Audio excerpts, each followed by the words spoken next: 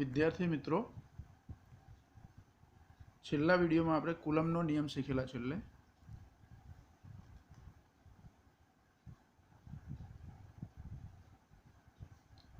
કુલમનો નિયમ ફરીથી જુઓ. કુલમનો નિયમ શું છે?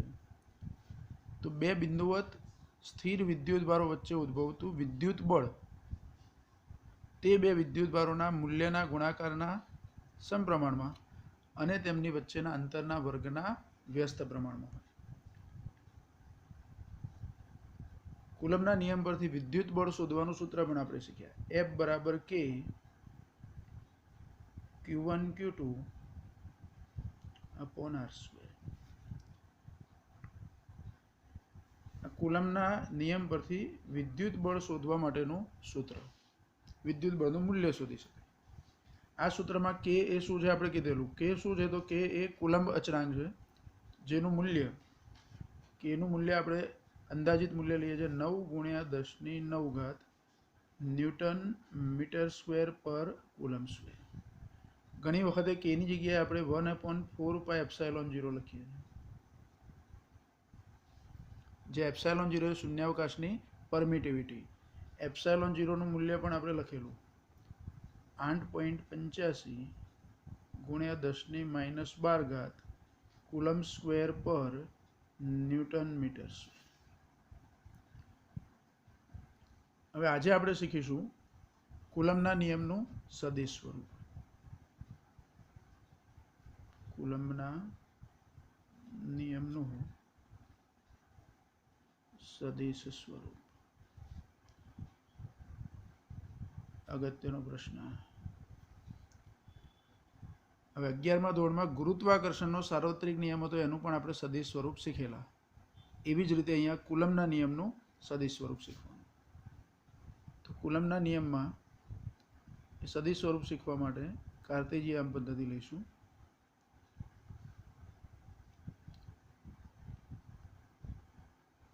ત્રણ અક્ષો લઈએ, x, y, z, આવું ગમબિંદુ. હવે બે વિદ્યુતભારો Q1 અને Q2 લઈશું. એક વિદ્યુતભાર Q1 જેનો સ્થાન સદિશ R1. અહીંયા એક વિદ્યુતભાર આપણે લઈએ છીએ Q1, એનો સ્થાન સદિશ છે R1. બીજો એક વિદ્યુતભાર લઈએ Q2, જેનો સ્થાન સદિશ છે R2.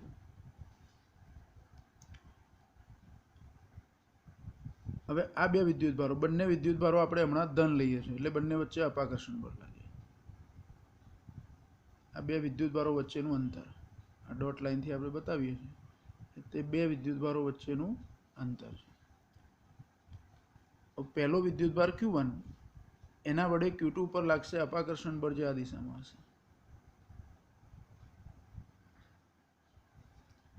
વિદ્યુતભાર 1 પર વિદ્યુતભાર 2 વડે લાગતું બળ, એટલે એને આપણે કહીશું F12, 1 પર 2 વડે લાગતું બળ, F12 સદિશ.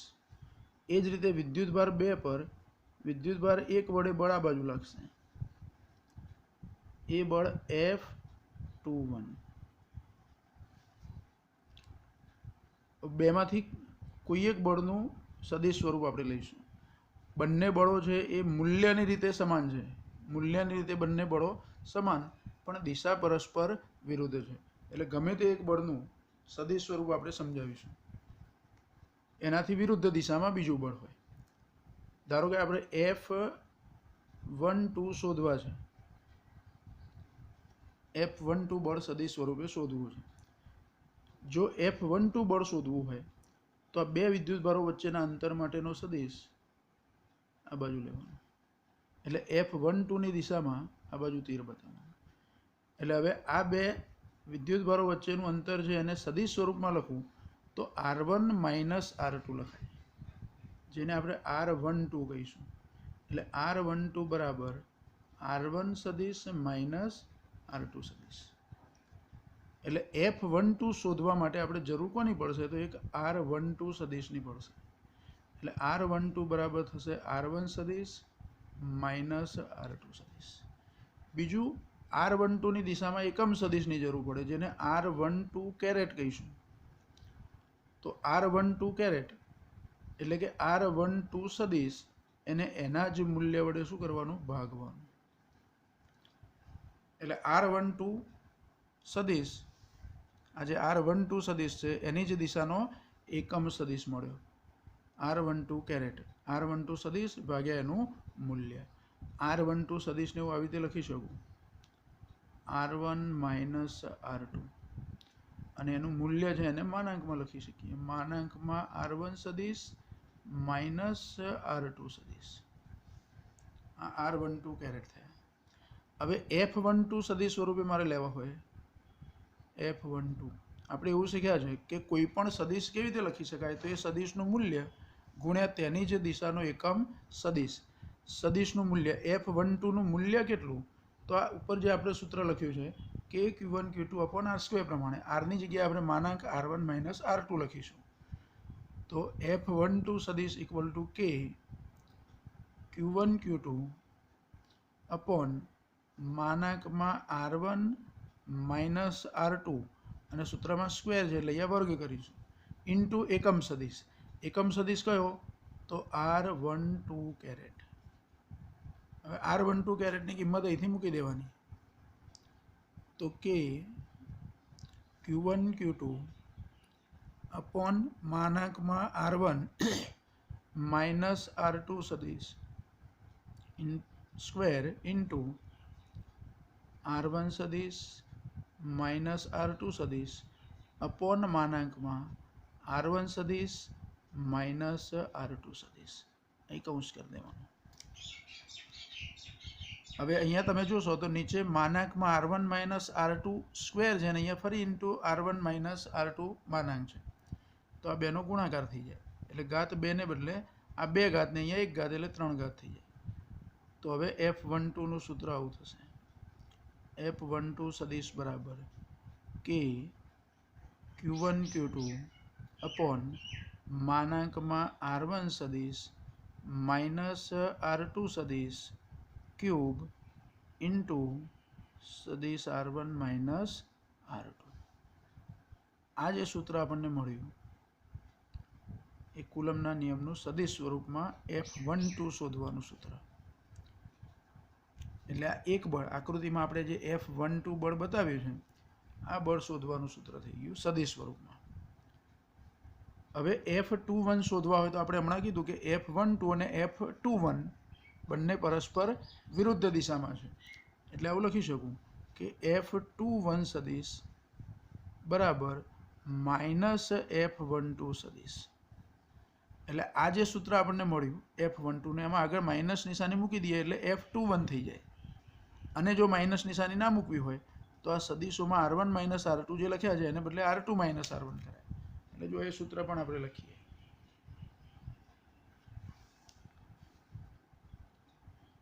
F21 સદીશ બરાબર શું થશે? તો minus K Q1 Q2 upon માનાંકમાં R1 minus R2 cube into સદીશ R1 માઇનસ સદીશ R2. જો અહીંયા નિશાની માઇનસ મૂકી, આ જે સૂત્ર હતું એ જ સૂત્ર લખ્યું પણ આગળ નિશાની માઇનસ. હવે અહીંયા ક્રમ બદલી કાઢું તો આ માઇનસ લખવાની જરૂર નથી F21 શોધવા માટે. એટલે F21 સદીશ બરાબર કે Q1 Q2 અપોન માનાંકમાં R2 minus R1 cube into સદીશ R2 માઇનસ R1. આ F21 સદીશ સ્વરૂપે છે. એટલે આ બે સૂત્રો થયા.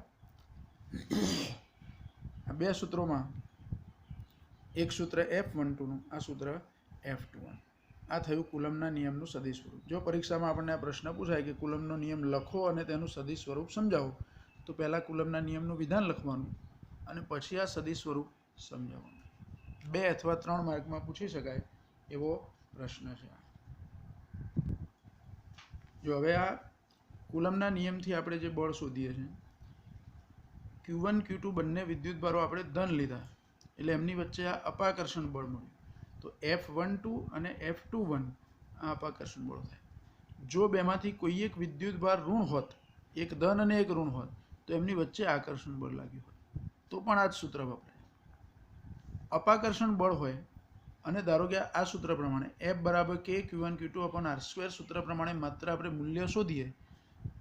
જો બંને વિદ્યુતભારો ધન હોય તો અપાકર્ષણ બળ લાગે, આ જવાબ આપણને ધન મળે. એટલે જો બળનું મૂલ્ય ધન મળે તો એ અપાકર્ષણ બળ દર્શાવે છે. એટલે બે સજાતીય વિદ્યુતભારો થાય, બંને ધન અથવા બંને ઋણ. બંને ઋણ હોય તો પણ અપાકર્ષણ બળ લાગે. જો બેમાંથી એક વિદ્યુતભાર ધન અને એક વિદ્યુતભાર ઋણ હોય તો આ સૂત્ર પ્રમાણે બળ શોધીએ તો એક ઋણ હોવાથી આ જવાબ આપણને માઇનસ મળે. મતલબ કે બળ આપણને ઋણ મળે છે, એનો મતલબ કે બે વિદ્યુતભારો વચ્ચે આકર્ષણ બળ લાગે છે. એટલે ધન વીજભારો હોય બંને ઋણ વીજભારો હોય કે એક ધન અને ઋણ હોય, આ કુલમનો નિયમ એ દરેક પરિસ્થિતિમાં સાચો છે. બીજું, કુલમના નિયમનું સદિશ સ્વરૂપ એ ન્યૂટનના ગતિના ત્રીજા નિયમ સાથે સુસંગત છે. ત્રીજા નિયમમાં આપણે એવું કહીએ છીએ કે સમાન મૂલ્યના વિરુદ્ધ દિશાના બળો, આઘાત અને પ્રત્યાઘાત એના જેવું. તો અહીંયા F21 અને F12 મૂલ્યની રીતે સમાન હોય. મૂલ્ય સમાન એટલે એમને આવી રીતે લખી શકીએ આપણે, માનાંકમાં F21 સદિશ બરાબર માનાંકમાં સદિશ F12. મૂલ્ય સમાન, દિશા પરસ્પર વિરુદ્ધ. આ થયો આપણો કુલમનો નિયમ. હવે કુલમના નિયમમાં બે વિદ્યુતભારો વચ્ચે બળ શોધવાનું આ સૂત્ર છે. પણ જો કોઈ વખતે ધારો કે અહીંયા Q1 પર લાગતું બળ આપણે F12 શોધ્યું તો બીજા એક જ વિદ્યુતભાર વડે એની પર બળ લાગે છે. પણ આ જ Q1 વિદ્યુતભાર પર ધારો કે આ Q2 સિવાય પણ બીજા વિદ્યુતભારો હોય તો આની પરનું પરિણામી બળ શોધવું હોય તો શું કરવાનું? તો એના માટે છે આપણી જોડે સંપાતપણાનો સિદ્ધાંત.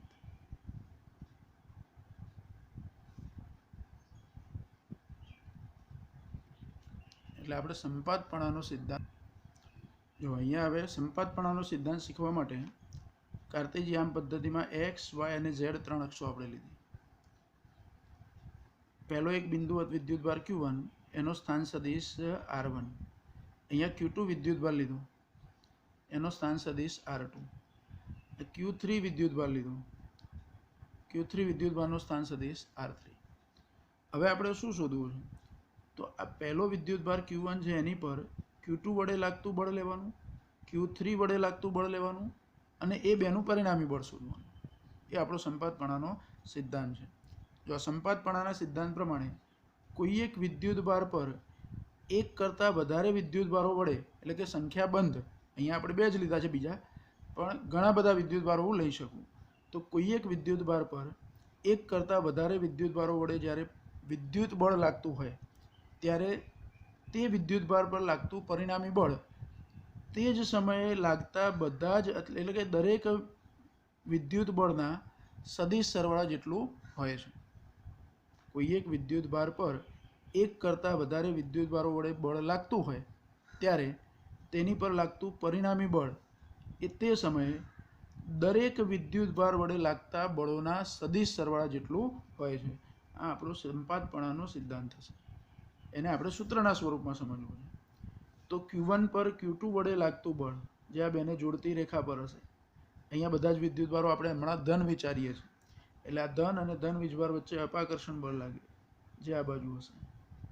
Q1 પર લાગતું અપાકર્ષણ બળ, એનું નામ શું આપીશું? તો Q1 પર Q2 વડે લાગતું બળ એટલે F12 કહેવાય એને સદિશ સ્વરૂપે. એ જ રીતે Q1 પર Q3 વડે લાગતું બળ જે એ બંનેને જોડતી રેખા પર હશે, જે આ તરફ હશે.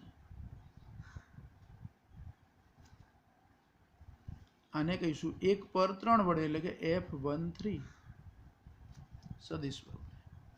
તો આ બે જે સદિશ સ્વરૂપે બળો થયા એનું પરિણામી બળ આકૃતિ પરથી આપણે સમજવું હોય તો સમાંતર બાજુ ચતુષ્કોણના નિયમ પ્રમાણે લઉં તો અહીંયા એક સબાસે બનાવી દેવાનું સમાંતર બાજુ ચતુષ્કોણ, અને એનો વિકર્ણ જે અહીંથી પસાર થતો હોય આ બિંદુમાંથી જે વિકર્ણ આવે તે પરિણામી બળ સૂત્રથી એ શોધી શકાય. અહીં આકૃતિ પરથી એ પરિણામી બળ આપણને આ દિશામાં મળશે. તો આ દિશામાં મળતું પરિણામી બળ ધારો કે F1 કહી દઈએ આપણે, પહેલા વિદ્યુતભાર પર લાગતું બળ. તો F1 એ F12 અને F13ના સદિશ સરવાળા જેટલું હોય. ધારો કે હજુ એક વિદ્યુતભાર બીજો કોઈક અહીંયા આપણે મૂકેલો હોય, ચોથો વિદ્યુતભાર, તો ચોથા વિદ્યુતભાર વડે પણ આની પર બળ લાગતું હોત, તો એ F14 હોત. જેવી રીતે F12 છે, F13 છે, એવી રીતે F14 આવે. એમ બીજા બધા વિદ્યુતભારો હોય તો એક એક બળ વધતું જાય.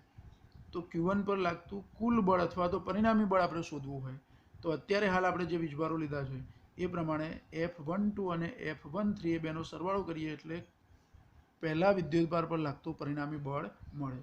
પણ F12 આપણી જોડે શું છે? તો F12નું સૂત્ર હમણાં જ આપણે લખ્યું છે. આ જે સૂત્ર લખ્યું તે F12નું છે, તો એ જ સૂત્ર, કારણ કે સ્થાન સદીશો પણ એવા જ લખ્યા છે આપણે, તો આ જ સૂત્ર હું લખી શકું F12 માટે કે Q1 Q2 અપોન માનાકમાં R1 minus R2 cube into સદીશ R1 માઇનસ R2. આ રીતે પણ લખી શકું અને એ બળ આવી રીતે પણ લખી શકું કે Q1 Q2 અપોન માનાકમાં R1 minus R2 square into R12 caret, K Q1 Q2 upon માનાકમાં R1 minus R2 square into R12 caret. આ F12 થયું. એ જ રીતે F13 શું થાય? તો અહીંયા 2 છે એને બદલે 3 છે, એટલે અહીંયા વીજભાર Q2 ને બદલે Q3 લેવાનું, અહીં સદીશ R2 ને બદલે R3 અને અહીંયા R13 લખવાનું. એટલે સૂત્ર આવું થાય કે Q1 Q3 અપોન માનાકમાં R1 minus R3 square into R13 caret. હવે આ બેનો સરવાળો કરી દઈએ એટલે પરિણામી બળ આપણને F1 મળે. તો પરિણામી બળ F1 બરાબર F12 પ્લસ F13. જો બીજા બળો હોય તો પ્લસ કરીને આગળ ઉમેરતા જવું. એટલે F1 બરાબર કે Q1 Q2 અપોન માનાકમાં R1 સદીશ માઇનસ R2 સદીશ square into R12 caret plus બીજી કિંમત મૂકી દેવાની કે Q1 Q3 અપોન માનાકમાં R1 minus R3 square into R13 caret. આ સંપાતપણાનો સિદ્ધાંત થયો. જેટલા બળો હોય એટલા બળો લઈ અને પરિણામી બળ આપણે શોધી શકીએ. એટલે એક કરતાં વધારે બળો જો કોઈ વિદ્યુતભાર પર લાગતા હોય તો એનું પરિણામી બળ શોધવા માટેનો સિદ્ધાંત એટલે સંપાતપણાનો સિદ્ધાંત. બીજું, અહીંયા લાગતા બળને આપણે ટુ બોડી ફોર્સ કહેવાય. સંપાતપણાના સિદ્ધાંતમાં જે બળો લાગે છે, જો પહેલા અને બીજા વચ્ચે લાગતું બળ જે F12 છે એ બળ પર ત્રીજા અથવા તો વધારાના કોઈ વિદ્યુતભારની હાજરીની અસર થતી નથી. એટલે અહીંયા જે બળો છે એને ટુ બોડી ફોર્સ કહેવાય. ગુરુત્વાકર્ષણના નિયમમાં એવું હતું અને અહીં પણ એવું છે. એટલે આ ટુ બોડી ફોર્સ છે બધા. જો સંપાતપણાનો સિદ્ધાંત પૂછાય તો એ પહેલાં તો તમારે નિયમ લખવાનો જે આપણને બુકમાં આપ્યો છે, સંપાતપણાનો સિદ્ધાંત, આકૃતિ દોરી અને આ સમજૂતી આપવાની. એટલે આ બીજો પ્રશ્ન થયો, બહુ જ અગત્યનો પ્રશ્ન, સંપાતપણાનો સિદ્ધાંત. જો હવે આપણે દાખલા ગણીશું. વિદ્યુતભારનું ક્વોન્ટમીકરણ, કુલમના નિયમ, એ બંને પર આધારિત દાખલા ગણીશું. હવે દાખલાઓમાં પહેલાં આપણે ઉદાહરણ 1.2 જુઓ. જો એ રકમ લખી છે આપણે, એક પદાર્થમાંથી બીજા પદાર્થમાં દર સેકન્ડે 10⁹ ઇલેક્ટ્રોન જતા હોય તો બીજા પદાર્થ પર કુલ 1 કુલમ વિદ્યુતભાર થવા માટે કેટલો સમય લાગશે? એટલે સમયની ગણતરી કરવાની છે. પહેલાં તો આપણને દર સેકન્ડે જતા ઇલેક્ટ્રોનની સંખ્યા આપી છે. દર સેકન્ડે એક પદાર્થ પરથી બીજા પદાર્થ પર જતા ઇલેક્ટ્રોનની સંખ્યા. ધારો કે એ સંખ્યાને હું n કહી દઉં, તો n બરાબર 10⁹. આ ખાલી સંખ્યા છે એટલે કોઈ એકમ આવશે નહીં. હવે જો આટલા ઇલેક્ટ્રોન હોય તો એનો વીજભાર કેટલો થાય? તો વિદ્યુતભારના ક્વોન્ટમીકરણમાં આપણે સૂત્ર શીખ્યા છે Q બરાબર NE. તો એ સૂત્ર પરથી આ 1 સેકન્ડમાં આપ્યું છે, એટલે 1 સેકન્ડમાં જમા થતો વિદ્યુતભાર મળશે. એટલે કે એક પદાર્થ પરથી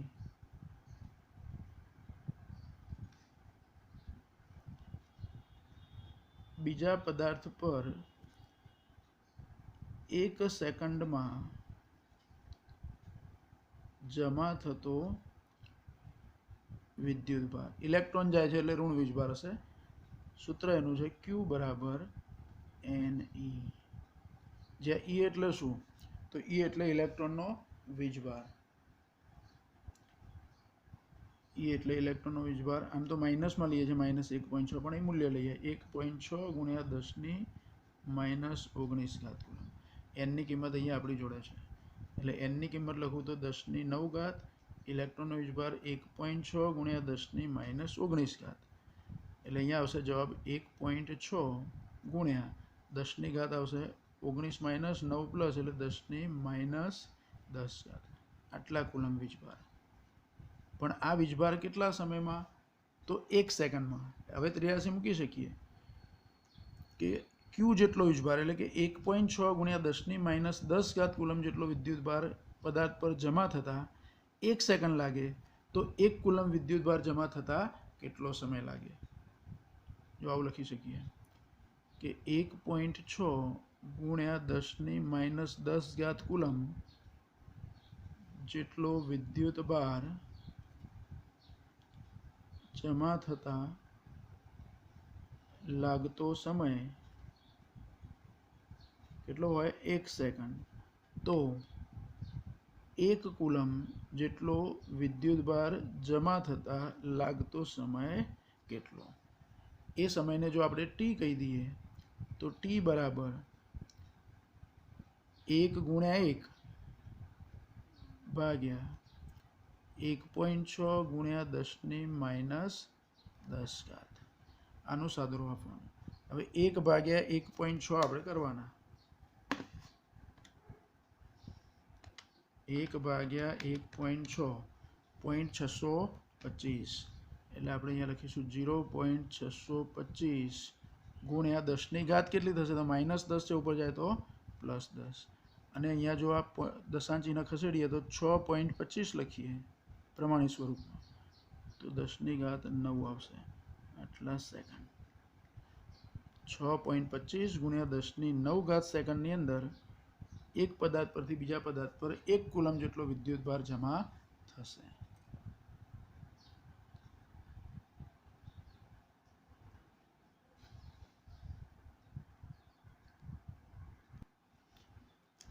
જો આ સમય સેકન્ડને બદલે જો વર્ષમાં શોધવો હોય તો વર્ષમાં શોધવો હોય તો 6.25 ગુણ્યા 10⁹ એને 1 વર્ષ વડે ભાગવાના. 1 વર્ષમાં કેટલી સેકન્ડ હોય? તો 1 વર્ષ એટલે 365 દિવસ, 1 દિવસના 24 કલાક અને 1 કલાકની 3600 સેકન્ડ. આનું સાદુરૂપ આપવાનું.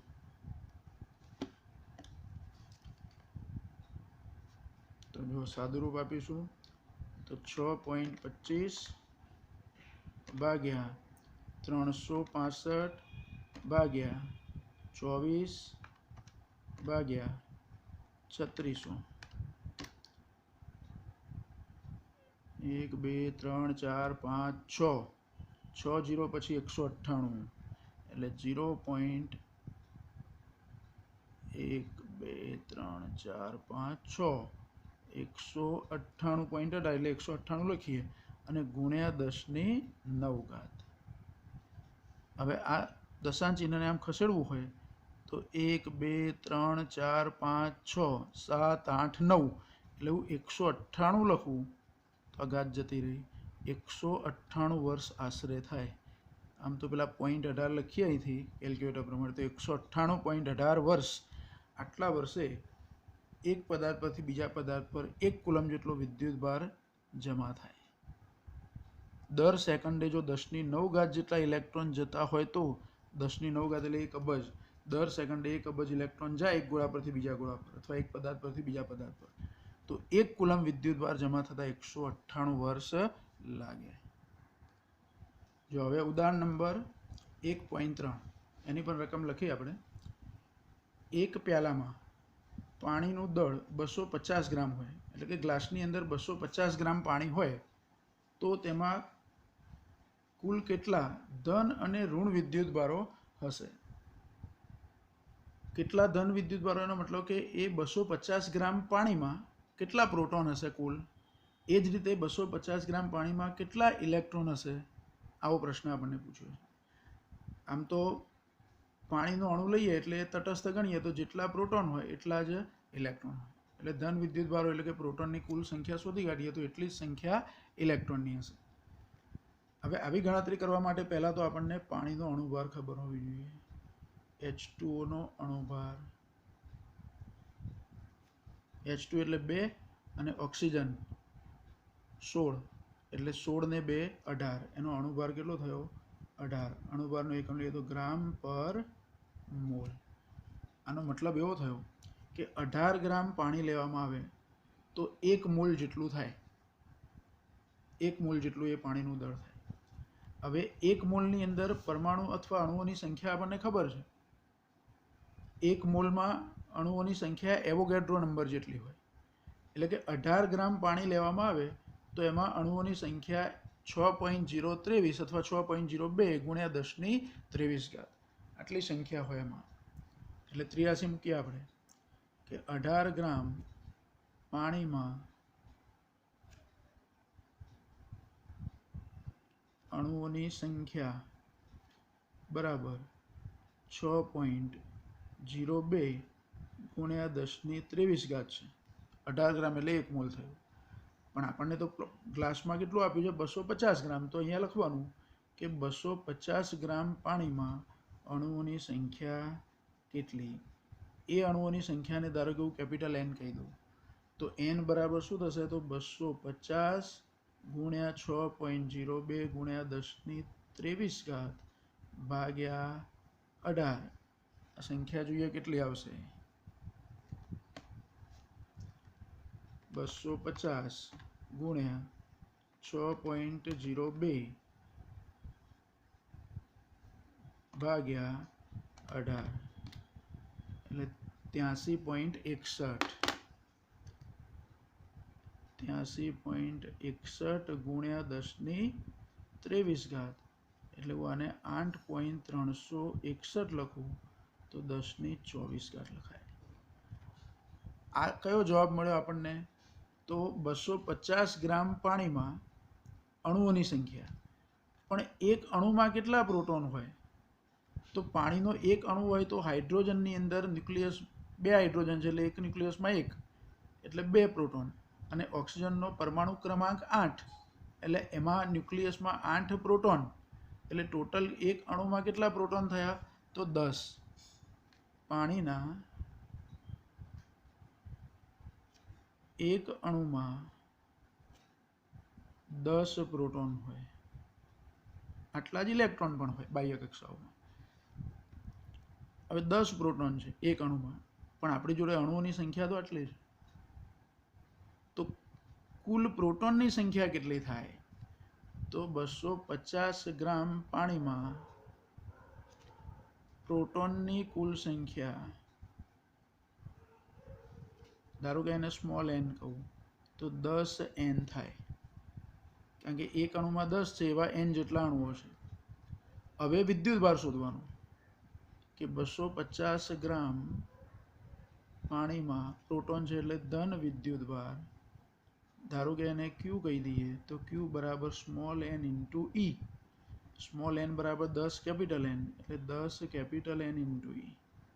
તો 10 ગુણ્યા કેપિટલ N એટલે 8.361 ગુણ્યા 1024 ગુણ્યા E એટલે ઇલેક્ટ્રોનનો અથવા પ્રોટોનનો વીજભાર 1.6 ગુણ્યા 10-19.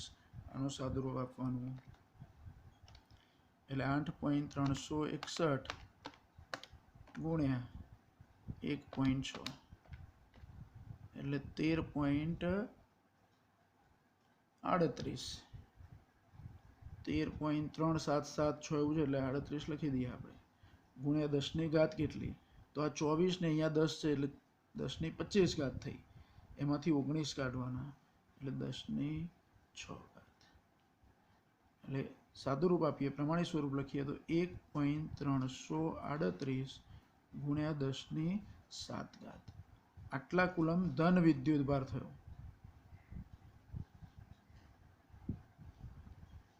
અને ઇલેક્ટ્રોનની સંખ્યા પણ આટલી જ હોય એટલે ઋણ વિદ્યુત ભાર પણ આટલો જ થાય.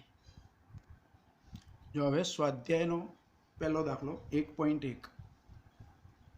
બે વિદ્યુત ભારો આપ્યા છે અહીંયા આપણને. 2 ગુણ્યા 10ની -7 ઘાત કુલમ અને 3 ગુણ્યા 10ની -7 ઘાત કુલમ વિદ્યુત ભાર ધરાવતા અને એકબીજાથી હવામાં 30 સેન્ટીમીટર અંતરે રહેલા બે વિદ્યુત ભારિત ગોળાઓ વચ્ચે કેટલું બળ લાગે? તો બે વિદ્યુત ભારોના મૂલ્ય આપ્યા છે એટલે Q1 Q2 આપ્યા છે, અંતર r આપ્યું છે બંને વચ્ચેનું 30 સેન્ટીમીટર છે, એને મીટરમાં ફેરવવાના એટલે કે 0.3 મીટર થાય. કુલમના નિયમ પ્રમાણે F બરાબર K Q1 Q2 upon r² સૂત્રમાં કિંમત મૂકવાની. F બરાબર K Q1 Q2 upon r². K એટલે કુલમ અચળાંક જેનું મૂલ્ય આપણને ખબર છે 9 ગુણ્યા 10ની 9 ઘાત. પહેલો વિદ્યુત ભાર છે 2 ગુણ્યા 10ની -7 ઘાત કુલમ. બીજો વિદ્યુત ભાર છે 3 ગુણ્યા 10ની -7 ઘાત કુલમ ભાગ્યા આરનું મૂલ્ય 0.3 30 સેન્ટીમીટર એટલે તો 0.3 ગુણ્યા 0.3. આનું સાદું રૂપ આપીએ એટલે જવાબ. ગણતરી કરીશું તો જવાબ આવશે 6 ગુણ્યા 10ની -3 ઘાત ન્યૂટન. તમે સાદું રૂપ આપી શકો આનું. અને બંને વિદ્યુત ભારો કેવા હતા? તો ધન. એટલે બળ કયા પ્રકારનું? તો અપાકર્ષણ. પેલો દાખલો એકદમ નાનો દાખલો, MCQમાં પૂછી શકાય એવો પ્રશ્ન. એટલે બે દાખલા થયા બીજા. જો આગળ આપણે આગળના પેજ પર ગણ્યો 1.2, અહીંયા 1.3 અને આ સ્વાધ્યાયનો દાખલા નંબર 1.1. જો હવે સ્વાધ્યાયનો દાખલા નંબર 1.2 પ્રશ્ન અહીંયા લખ્યો આપણે. 0.4 માઇક્રોકુલમ વિદ્યુત ભાર ધરાવતા એક નાના ગોળા પર બીજા -0.8 માઇક્રોકુલમ વિદ્યુત ભાર ધરાવતા નાના ગોળા વડે હવામાં લાગતું સ્થિત વિદ્યુત બળ એટલે કે વિદ્યુત બળ 0.2 ન્યૂટન છે. તો પહેલો પ્રશ્ન પૂછ્યો છે બે વિદ્યુત ભારો વચ્ચેનું અંતર કેટલું હશે? જો આ પ્રશ્નમાં આપણને બે વિદ્યુત ભારોના મૂલ્ય આપ્યા છે, એમની વચ્ચે લાગતું બળ આપ્યું છે, પણ અંતર આપ્યું નથી. પહેલા પ્રશ્નમાં એ અંતર શોધવાનું કીધું છે. અને બીજો પ્રશ્ન છે બીજા ગોળા પર પ્રથમ ગોળાને લીધે લાગતું બળ કેટલું હશે? જો અહીંયા પહેલા ગોળા વડે બીજા પર લાગતું બળ છે અને અહીંયા બીજા ગોળા પર પહેલાને લીધે લાગતું બળ છે. પ્રશ્નમાં આપણને જે પહેલું આપ્યું છે એની અંદર જો બી પ્રશ્ન પૂછે એમાં બીજા ગોળા પર પહેલા ગોળાને લીધે લાગતું બળ, અને પ્રશ્નમાં જે બળ આપ્યું છે પહેલા ગોળાને લીધે બીજા ગોળા પર લાગતું બળ. હવે આ બળો તો સરખા જ હોય એટલે બીજા પ્રશ્નમાં તો એવું લખી જ દેવાનું છે કે 0.2 ન્યૂટન બળ લાગે. બીજું, બે વિદ્યુત ભારો જે આપ્યા છે એમાં એક ધન આપ્યો છે, એક ઋણ છે, એટલે બળ કયા પ્રકારનું હશે? તો આકર્ષણ પ્રકારનું હશે. હવે જો વિદ્યુત ભારોના મૂલ્યમાં પહેલો વિદ્યુત ભાર Q1 0.4 માઇક્રોકુલમ છે એટલે 0.4 ગુણ્યા 10ની -6 ઘાત કુલમ થાય. માઇક્રો એટલે 10⁻⁻6 અને જો 4 કરી દઉં તો 10ની -7 ઘાત કુલમ થઈ જાય. આ Q1 આપ્યો છે. બીજો વિદ્યુત ભાર Q2 જે -0.8 માઇક્રોકુલમ છે એટલે -0.8 ગુણ્યા 10ની -6 ઘાત કુલમ. તો -8 લખું તો 10ની -7 ઘાત કુલમ થઈ જાય. બળ આપણને આપ્યું છે આ આકર્ષણ પ્રકારનું બળ છે એટલે -0.2 ન્યૂટન લેવાય કારણ કે આકર્ષણ બળ છે. આ કેનું મૂલ્ય આપણને ખબર છે અને આર શોધવાના છે. કે બરાબર 9 ગુણ્યા 10ની 9 ઘાત ન્યૂટન મીટર સ્ક્વેર પર કુલમ સ્ક્વેર અને આર શોધવાના છે. તો જો આપણી જોડે સૂત્ર તો તૈયાર જ છે. F બરાબર K Q1 Q2 upon r². શોધવાના આર છે એટલે r² ને કરતા બનાવો તો K Q1 Q2 upon F. બરાબર. હવે બધી કિંમતો મૂકી દઈશું. કેનું મૂલ્ય 9 ગુણ્યા 10⁹. Q1નું મૂલ્ય છે 4 ગુણ્યા 10⁻⁷. Q2નું મૂલ્ય છે -8 ગુણ્યા 10⁻⁷. ભાગ્યા Fનું મૂલ્ય છે -0.2. હવે જો અહીંયા છેદમાં માઇનસ આવે છે અને ઉપર પણ માઇનસ છે, એટલે માઇનસ માઇનસ પ્લસ, એટલે આપણો જવાબ તો પ્લસમાં જ આવશે અને એનું સાદું રૂપ આપવાનું છે. તો જો 9 ગુણ્યા 4 ગુણ્યા 8 ભાગ્યા 0.2 કેટલું થયું? 1440. 1440. હવે 10ની ઘાત જોઈ લઈએ. 7 દુ 14 એટલે -14 અને આ +9 એટલે -5. આપણે વર્ગમૂળ લેવાનું છે, એટલે ઘાતાંક બેકી હોવી જોઈએ. તો આ એક 0 અહીંયા ના લખું તો અહીંયા ઘાત કેટલી થઈ જાય? તો એક ઘાત ઓછી થઈ જાય એટલે -4 થઈ જાય. તો 144 ગુણ્યા 10⁻⁴ એટલે બેકી ઘાત થઈ ગઈ. આ આપણને r² મળ્યા છે. હવે r શોધવા હોય તો વર્ગમૂળ, તો 144નું વર્ગમૂળ થાય 12 ગુણ્યા 10⁻² મીટર. આ r મળી ગયા. સેન્ટીમીટરમાં લખવા હોય તો -2 કાઢી નાખું તો મીટરમાં, એટલે 0.12 મીટર થયું આ, અને સેન્ટીમીટર લખું તો 12 સેન્ટીમીટર. આટલું અંતર આ બે વિદ્યુતભારો વચ્ચે હશે. r મળી ગયા આપણને. આ પહેલા પ્રશ્નનો જવાબ મળ્યો. બીજા પ્રશ્નમાં તો આપણે બળ જ શોધવાનું છે. તો એ બળનું મૂલ્ય હશે -0.2 ન્યૂટન. જે પહેલાં અહીંયા લીધું છે એ જ બળ આવશે, એની ગણતરી કરવાની રહેતી નથી. આટલું જ બળ લાગે. તો આ બીજો દાખલો એક આપણો પૂરો થયો. હવે આજે અહીં સુધી રાખીશું. જો 4 દાખલા આપણા થયા, 2 ઉદાહરણના દાખલા, 2 સ્વાધ્યાયના દાખલા, અને કુલમના નિયમનું સદિશ સ્વરૂપ અને સંપાતપણાનો સિદ્ધાંત.